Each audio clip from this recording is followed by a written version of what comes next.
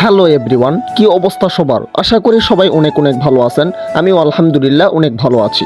Title এবং intro দেখে আপনারা বুঝতে পেরেছেন যে আজকের ব্লগটা খুব স্পেশাল হতে যাচ্ছে।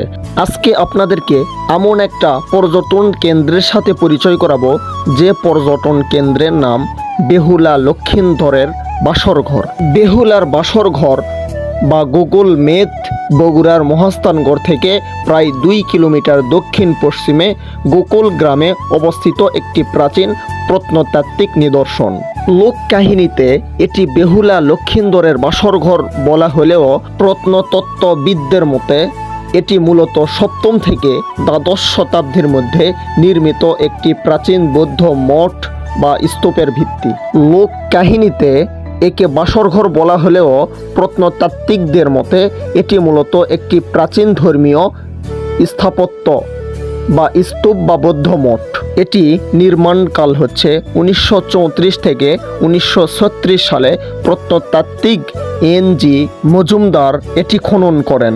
গবেষকদের মতে এটি খ্রিস্টীয় সপ্তম থেকে 12 শতাব্দীর, বিশেষ করে পাল রাজা দেবপালের সময় 809 থেকে 846 খ্রিস্টীয় তৈরি। বগুড়া শহর থেকে 11 কিলোমিটার উত্তরে গেলেই আপনারা এই জায়গাটি পেয়ে যাবেন।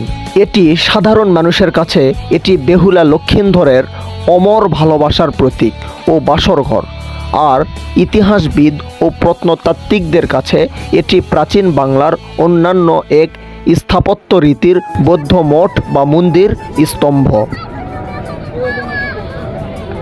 এই মুহূর্তে আমরা চলে আসছি বেহুলার বাসরঘর। এখন আপনাদেরকে দেখাবো বেহুলার বাসরঘর, তাই না? আচ্ছা আসেন না।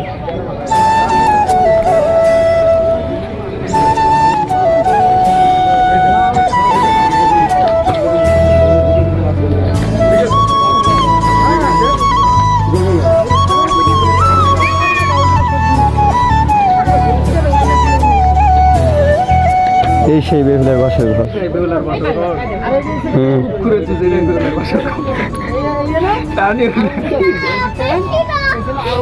বাসরঘরের কোনো সাজগোজ কিছুই নেই। খুব ফরাদ সাহেব, আপনি কোথায় আসছেন? মাস্তান বেহুলার বাসরঘর। বেহুলার বাসরঘরে আসে কি দেখলেন? কিছুই তো নেই। বাসরঘর আছে না, একটা কুয়া বানাচ্ছে, কুয়ার পানিও নেই নাকি? কুয়ার পানিও নেই, বাসরঘর আছে খালি নামে, খালি বাসরঘর, তাই না? প্রিয় বন্ধুরা, আজকের ভিডিওটি এই পর্যন্তই। দেখা হবে পরবর্তী কোনো ভিডিও নিয়ে। সে পর্যন্ত আপনারা সকলেই ভালো থাকেন, সুস্থ থাকেন। আর হ্যাঁ, আমার এক চাচাকে আমি জিজ্ঞাসা করব যে এই বেহুলার বাসরঘরে এসে সে কি দেখলো। এই শোনো, বেহুলার বাসরঘর কি বাসরঘর আছে? কি আছে? কিচ্ছু না, নাম দিচ্ছে বেহুলার বাসরঘর। আসলে বেহুলার কি বাসরঘর আছে? ওটি আগে আসলো, এখন কেঙ্কা বাসরঘর? কুয়া আছে, খালি নাই, খালি কুয়া আছে, কুয়ার টানিও নেই।